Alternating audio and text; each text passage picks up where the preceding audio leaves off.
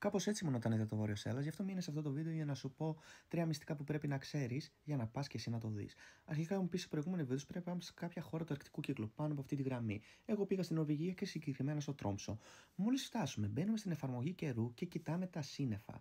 Δεν θέλουμε καθόλου σύννεφα γιατί το Σέλλας δεν αγαπάει τα σύννεφα, δεν θα το δούμε. Βλέπουμε πως είναι γκρι.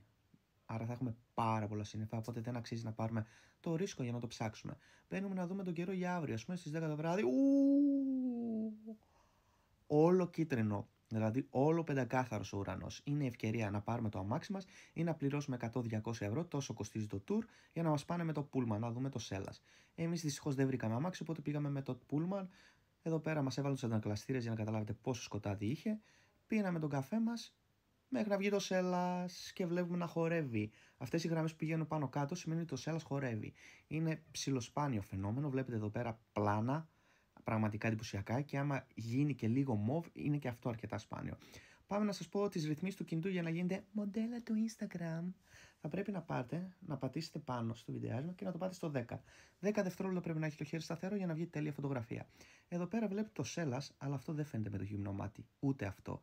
Φαίνεται από την κάμερα, γιατί η κάμερα πιάνει πιο πολλά χρώματα από το ανθρώπινο μάτι.